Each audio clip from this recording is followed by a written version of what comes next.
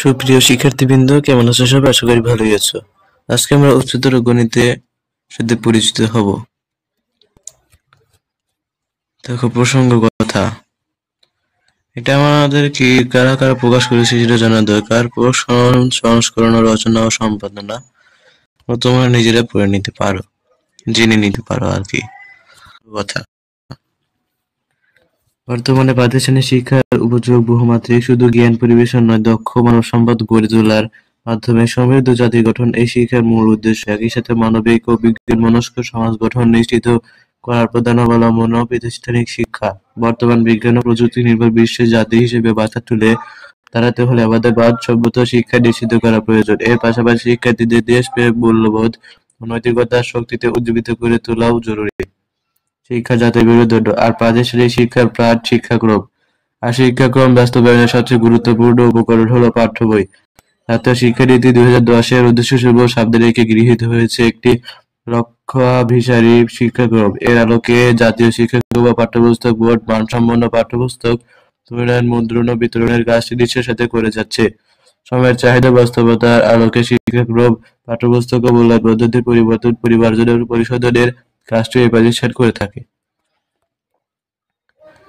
এবার দেখো, বাংলাদেশের শিক্ষা স্তর বিন্যাসে মাধ্যমিক স্তরটি বিশেষভাবে গুরুত্বপূর্ণ। বইটি এই স্তরের শিক্ষার্থীদের বয়স, মানস প্রবণতা, কৌতূহলের সাথে সঙ্গতিপূর্ণ এবং একই সাথে শিক্ষাক্রমের লক্ষ্য উদ্দেশ্য অর্জনে সহায়ক। বিজ্ঞান বিষয় বিজ্ঞানে সমৃদ্ধ শিক্ষক ও বিশেষজ্ঞগণ বইটি রচনা ও সম্পাদনা করেছেন। আশা করি বইটি বিষয়ভিত্তিক জ্ঞান পরিবেশনের পাশাপাশি শিক্ষার্থীদের বর্ণনা সৃজনের বিকাশে বিশেষ ভূমিকা রাখবে। গণিতের ধারাবাহিকতায় মাধ্যমিক স্তরে উচ্চতর গণিত শিক্ষার্থীদের চিন্তাশক্তি বিকাশ ও বিবর্তিত ধারণাকে বাস্তবতার সাথে সম্পৃক্ত করে প্রত্যক্ষীকরণে শক্তিশালী উপাদান হিসেবে গুরুত্বপূর্ণ ভূমিকা পালন করে। জ্ঞান, বিজ্ঞান ও তথ্যপ্রযুক্তির উন্নয়নের ফলে উচ্চতর গণিতের ব্যাপক ব্যবহার ও প্রয়োগ এখন সর্বত্র। এসব দিক বিবেচনায় রেখে নবম ও দশম শ্রেণীর উচ্চতর গণিত পাঠ্যপুস্তকটি প্রণয়ন করা হয়েছে। পাঠ্যবই যাতে জবরদস্তিমূলক ও ক্লান্তিকর অনুষঙ্গ না হয়ে উঠে বরং আনন্দশ্রয়ী হয়ে ওঠে, বইটি রচনার সময় সেদিকে সতর্ক দৃষ্টি রাখা হয়েছে। সর্বশেষ তথ্যগত সহযোগে বিষয়বস্তু উপস্থাপন করা হয়েছে, চেষ্টা করা হয়েছে বইটিকে যথাসম্ভব দুর্বোধ্যতামূলক ও সাবলীল ভাষায় লিখতে। 2024 সালে পরিবর্তিত পরিস্থিতিতে প্রয়োজনের নিরিখে পাঠ্যপুস্তকসমূহ পরিমার্জন করা হয়েছে। এক্ষেত্রে 2012 সালের শিক্ষাক্রম অনুযায়ী প্রণীত পাঠ্যপুস্তকের সর্বশেষ সংস্করণের ভিত্তি হিসেবে গ্রহণ করা হয়েছে। মাননের ক্ষেত্রে বাংলা একাডেমির প্রমিত মাননে যে অনুসৃত হয়েছে, যথাযথ সতর্কতা অবলম্বনের পরেও তথ্যগত ও ভাষাগত কিছু ভুল ত্রুটি থেকে যাওয়া অসম্ভব নয়। পরবর্তী সংস্করণে বইটিকে যথাসম্ভব ত্রুটিমুক্ত করার আন্তরিক প্রয়াস থাকবে। এই বইয়ের বরণায়নে যে কোনো ধরনের যৌক্তিক পরামর্শ কৃতজ্ঞতার সাথে গৃহীত হবে। পরিশেষে বইটি রচনা, সম্পাদনা ও রঙ্গনে যারা অবদান রেখেছেন তাদের সবার প্রতি কৃতজ্ঞতা জানাই। সূচিপত্রটি দেখো।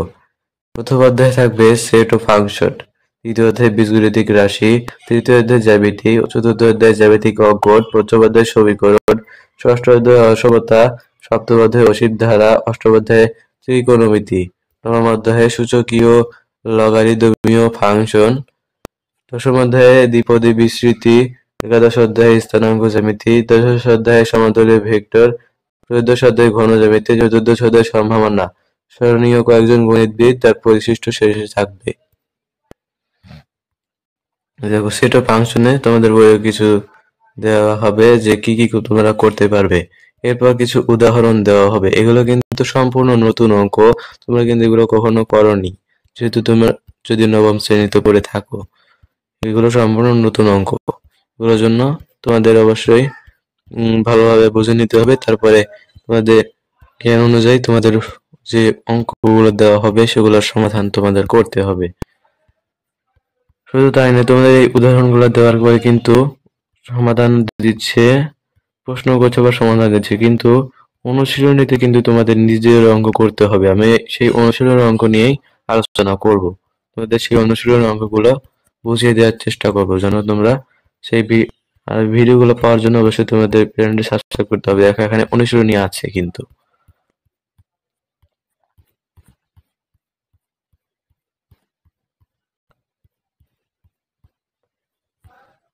তোমাদের উপপাদ্য কিন্তু সমপাদ্য একসে অঙ্কনও আছে। এই সমপাদ্য অঙ্কন কিন্তু মুখস্থ করতে হবে। কিন্তু যারা মুখস্থ করার প্রয়োজন নেই, যারা বুঝতে পারবে তারা কিন্তু নিজেরাই নিজেদের ভাষা দিয়ে সেটা নিজেরাই বুঝে হুবহু বই এর মতো করেই বলতে পারবে, যদি তোমরা সেটা ভালোভাবে বুঝতে পারো তাহলে।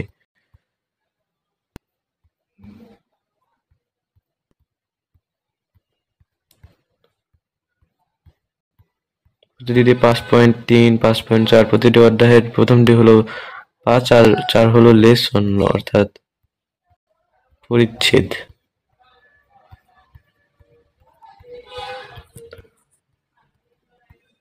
অনুশীলন হলো এটা হলো অনুশীলন। তোমাদের অনুশীলনের অঙ্কগুলো আমি করে দেব। অনুশীলন 5.7 এখানে দেওয়া আছে, দেখো। এই অ্যান্সারগুলো আমি তোমাদের দেখিয়ে দেব।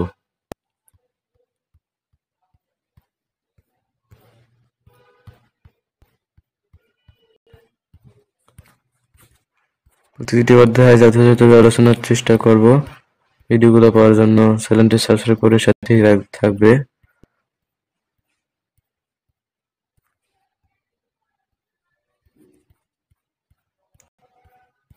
তোমাদের ভয় পাওয়ার কিছু নেই।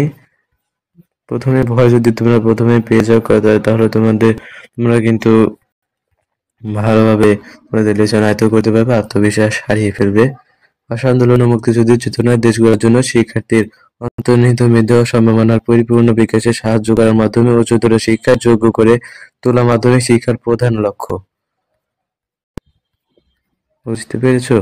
এখানে থাকা গণিতবিদের নাম দেওয়া হয়েছে, আর এখানে সূত্র দেওয়া হয়েছে। সূত্রগুলো তোমাদের কিন্তু অবশ্যই মুখস্থ করতে হবে। আর গণিতবিদের নাম: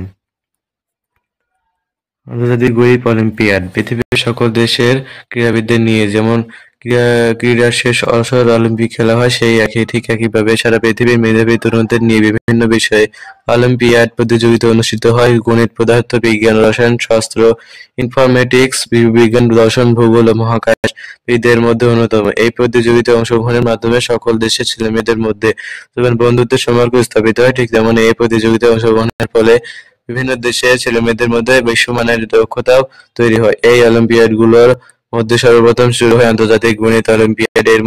এর প্রথম আসর বসে 1959 সালে রোমানিয়া। ঠিক অলিম্পিক আসরের মতো এই প্রতিযোগিতা বিভিন্ন দেশে ঘুরে ঘুরে অনুষ্ঠিত হতে থাকে। এই আইএমওতে একটি দেশ থেকে সর্বোচ্চ 6 জন স্কুল কলেজ পর্যায়ের ছাত্রের সাথে অংশগ্রহণ করতে পারে। তাদের সঙ্গে একজন দলনেতা এবং উপদলনেতা থাকতে পারে। মেয়েদের এই শ্রেষ্ঠ আসরে বাংলাদেশ সর্বপ্রথম 2005 সালে অংশগ্রহণ করে। এ যাবৎ এই প্রতিযোগিতা থেকে বাংলাদেশের প্রতিযোগিতায় 6টি রৌপ্য, 19টি ব্রোঞ্জ এবং 25টি সম্মানসূচক উদ্ধৃতি অর্জন করে প্রমাণ করেছে যে যত কঠিনই হোক না কেন, আমাদের তরুণেরা দক্ষতার সঙ্গে চ্যালেঞ্জ মোকাবিলা করতে পারে। পৃথিবীর নামকরা বিশ্ববিদ্যালয়গুলো আইএমওতে সাফল্য অর্জনকারী ছাত্রদের পড়ালেখার জন্য আকৃষ্ট করে। টেরেন্স টাও, গ্রিগরি পেরেলমান আর মরিয়ম মির্জা খানি এই প্রতিযোগিতায় অংশগ্রহণ করে পরবর্তী জীবনে অনেকেই নামকরা বৈজ্ঞানিক হয়েছেন। অনেকেই গণিতে নোবেল পুরস্কার, খ্যাত ফিল্ডস মেডেলস সহ নানা গুরুত্বপূর্ণ স্বীকৃতি পেয়েছে। এর মধ্যে টেরেন্স টাও, গ্রিগ পেরেলমান 1982 সালে ব্র্যাকেট দেওয়া আছে এখানে। 1982 সালে আইএমএ-তে পূর্ণ নম্বর পেয়ে স্বর্ণপদক পান। পয়েন্কার কনজেকচার প্রমাণ করার সুবাদে $1 মিলিয়ন পুরস্কার এবং 2006 সালে ফিল্ডস মেডেল নিতে অস্বীকার করেন। ফিল্ডস মেডেল বিজয়ী প্রথম মহিলা স্ট্যানফোর্ড বিশ্ববিদ্যালয়ের অধ্যাপক ইরান মরিয়ম মির্জা খানি উল্লেখযোগ্য।